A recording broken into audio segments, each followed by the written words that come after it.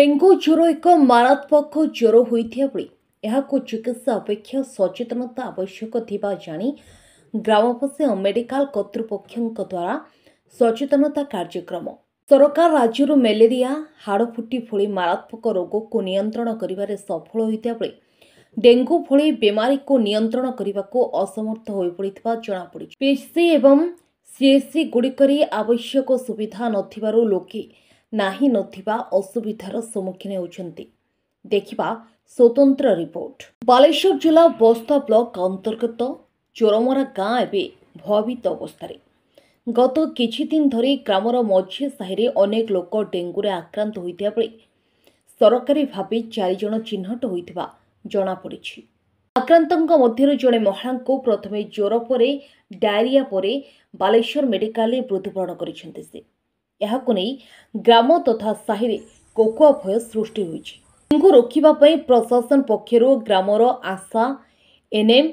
Ayush doctor anganwadi कर्मी को नहीं ग्रामर प्रति घर को घर जाई सचेतनता कार्यक्रम अनुष्ठित होउछि। हॉस्पिटल कर्तृपक्ष मध्य ग्राम गुड़िकरे पहुंची लोकमानंकर रक्त नमूना संग्रह करी परीक्षा कराउछन्ति। डेंगू भली महामारी ठू निजको रक्षा करिबा पई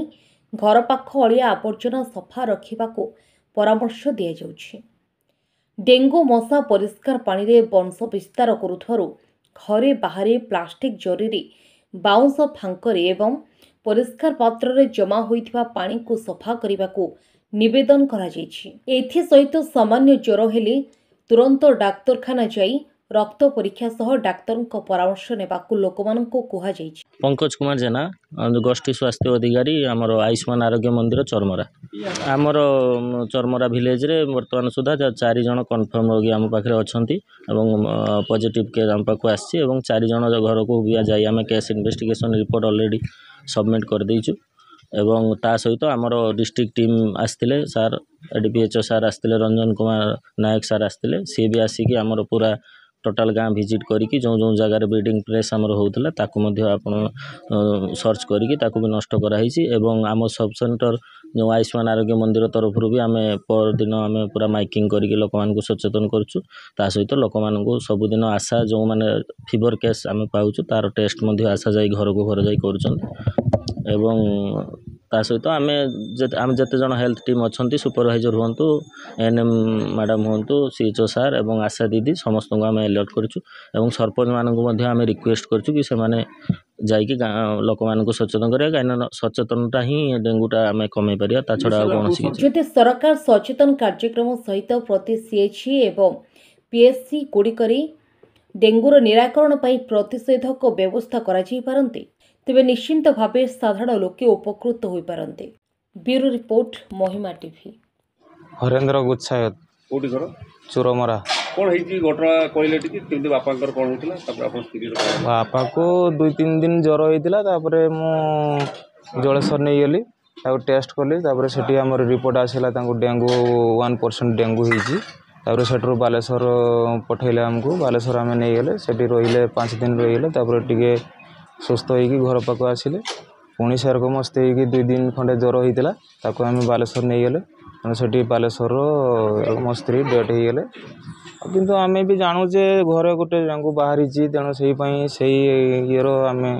ये करुचे जे काड़े जदि डेंगू हो जाइबो बोली ए घटना डेंगू संदेह करुचे ना एबे तो ज्वर फर ना बापा तो सुस्थ होगी घर पाखर टे अच्छा तथापि किंतु संपूर्ण भल होना। अच्छा आप घर को मेडिकल टीम आसते हाँ आसते पचरा कुचरा करते सफा सुतरा परिच्छन्न रही कही आम भी थे लेखि लुखा नहीं बापा को कहले तुम बापा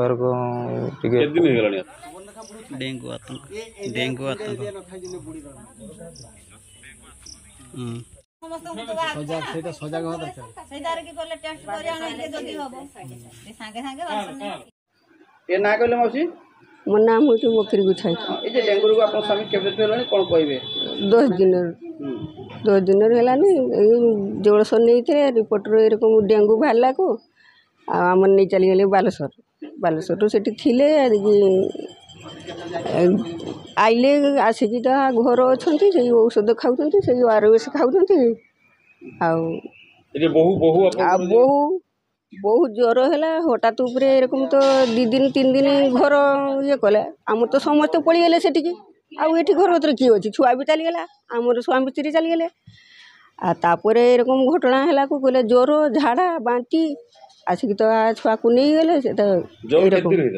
ज्वर 2-3 दिन बेसी नुहे 2-3 दिन ज्वर है दीतापर तो ये छुआ को नहीं चलीगले बालेश्वर आ से तो ये घटना बालेश्वर मरीगल बालेश्वर।